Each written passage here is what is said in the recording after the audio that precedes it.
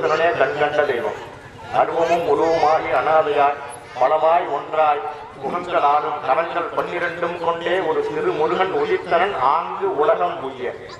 இந்த உலகம் நல்லா இருக்கணும்னாக்கா முருகப்பெருமான் வழிபடணும்னு சொல்லிட்டு கட்சியப்பட்டி வாங்க சொல்றாங்க.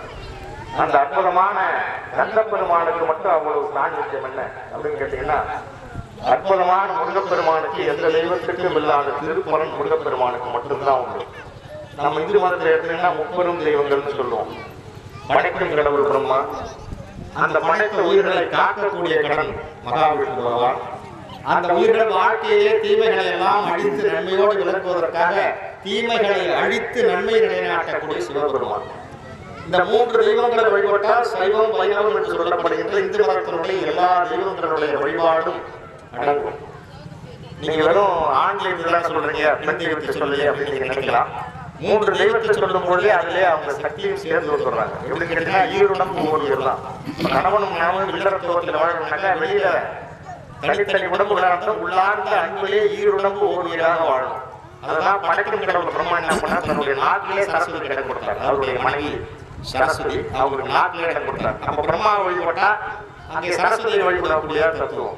இதை நம்ம வாழ்க்கையில பயன்படுத்தணும். அந்த நாட்டை பயன்படுத்துற விதத்துல பயன்படுத்தணும். அதுல இருந்து வரக்கூடிய சொல்கள் அடுத்தவருடைய மனசை புண்படுத்தாத இனிமையான சொல்கள் இருந்தால் குடும்பம் இன்பமா இருக்கும். ஏன்னா அது நாட்டுல சரஸ்வதி இருக்காங்கன்றதை நீங்க உணரணும். ஒரு குழந்தையை படிக்க ஆரம்பிச்சுன்னா நாட்டுல ஓம்ன்ற ஒரு அச்சரத்தை எழுதி சொல்றாங்க. அடுத்து அதை ஒரு படைக்கு கடவுள் கொடுத்தாரு, காசு கடவுள் மகாவிஷ்ணு எதை கொடுத்தாருன்னு நீங்க கேட்கலாம். உள்ளம் பெரும் கோயில் உடம்பாரு. நீங்க எந்தெந்த கோயிலுக்கு போறவங்க இங்க வந்து உட்காந்துருங்க. ஏதோ கதைகள் இருந்தாலும் அப்படியே செய்யக்குள்ள அபிமானம் செய்யக்குள்ள மனத்திலே அந்த முருகப்பெருமானே இருக்கணும். இங்க இருக்கிற முருகப்பெருமான உங்க மனக்கோவிலே அவரை குடிகொள்ள செய்யணும். இதுக்கு யாரும் அட்டபந்தன கும்பாபிஷேகம் தேவையில்ல, காசு தேவையில்ல, பணம் தேவையில்ல. அழகா மனசுல கண்ணை மூடின பிரார்த்தனை பண்ணீங்கன்னாக்கா கண்மூடித்தனமான பிரச்சனை இல்லை. கண்ணை மூடின மூணு நேரத்துல முருகப்பெருமானை மனக்கோயிலே நீங்க எழுதுறத செய்யணும். அதே போல அந்த மனக்கோயில தான் நம்ம மகாவிஷ்ணு பகவான் என்ன கொடுத்தாருன்னா தன்னுடைய மகாலட்சுமிக்கு கொடுத்தாரு. அந்த மகாவிஷ்ணுடைய ஹிருதயத்திலே மகாலட்சுமி இருக்காங்க. இதய கமலம்னு சொல்லுவோம். கமலம்னா தாமரைப்பூ, தாமரைப்பூல ஒழியக்கூடிய மகாலட்சுமி. அப்ப மகாவிஷ்ணு வழிபட்டாங்க. மகாலட்சுமி இயற்கையாகவே அவருடைய இதயத்தில் இருக்கிறனால வழிபட்ட பலன் உங்களுக்கு சேர்ந்து கொண்டு போடும். அடுத்தது பார்த்தீங்கன்னா நம்ம சிவபெருமான், அவர் தான் இருக்கிறதுல அற்புதமான தெய்வங்க. அவரு ஒவ்வொரு அமையத்தெல்லாம் எதுவும் கொடுக்கல, நாட்டை கொடுக்கல, இதயத்தை கொடுக்கல. அவர் பார்த்தார் ஆண்களும் பெண்களும் சரிசமம். நீங்க என்ன பெண்கள்லாம் ஒரு பாராட்டப்பட வேண்டிய விஷயம் என்ன கேட்டீங்கன்னா, நீங்க 36% உங்களுக்கு கொடுக்கறதுக்காக அரசாங்கமே பார்த்துட்டு இருக்கு. ஆனா எங்களுக்கு சிவபெருமான் உங்களுக்கு 50% கொடுத்துருக்காரு. எப்படி கொடுத்தாருனாக்கா தன்னுடைய இடது பாகம் முழுவதும் கொடுத்துட்டாரு. ஒரு குடும்பத்திலே இன்பமா இருந்தாலும் துன்பமா இருந்தாலும் வெற்றியா இருந்தாலும் தாழ்வா இருந்தாலும் தோல்வியா இருந்தாலும் வரவா இருந்தாலும் செலவா இருந்தாலும் கட்டமா இருந்தாலும் கண்டையா இருந்தாலும் சந்தோஷமா இருந்தாலும் 2 பேருக்கும் 50-50 தான். யாருக்கும் 51 கிடையாதுங்க. சிவபெருமான் சொல்லியிருக்காரு. ஏன்னா தன்னுடைய பாதி முழுவதும் கொடுத்துட்டார். அர்த்தநாரீஸ்வரர் சொல்றேன். நான் இல்லாததான் சொல்றேன், இருக்கிறதா சொல்றேன். அது இந்த தேவையில்லா கதை சொல்றேன்னு நினைக்கலாம். ஏன் இது சொல்றேன்னு கேட்டீங்கன்னாக்கா, அப்படி மும்மூர்த்திகளையும் வழிபாடு செய்யும் பொழுது இச்சாசக்தி, கிரியாசக்தி, ஞானாசக்தி, அலைமகள், தலைமகள், மலைமகள் 3 பேரும் சேர்ந்து வழிபடும். ஏன்னா அவங்க உடம்புல அவங்க இருக்காங்க. ஆதாரபூர்வமாக சொல்லியிருக்காங்க. உடம்புல இருக்கும்போது அந்த 3 மூர்த்திகளையும் வழிபாடு செய்யும் பொழுது அந்த 3 சக்திகளையும் வழிபாடு செய்கிற பலன் உண்டு. சரி, இந்த 3 சக்தி சொல்லிட்டு அப்ப முருகப்பெருமானுடைய பலன் எப்படி கிடைக்கும் அப்படின்னு கேட்டீங்கன்னா, இந்த 3 தெய்வமும் முருகப்பெருமானுடைய சொரூபத்துல முருகா என்ற 3 எழுத்து மந்திரத்துல இருக்காங்க. 3 பேரும் நீங்க முருகனை கும்பிட்டீங்கன்னாக்கா உங்களுக்கு எவ்வளவு பலன்றதுனாலதான் சொல்றேன். முருகனை கும்பிட்டாலே மும்மூர்த்திகளை பலன் உண்டு.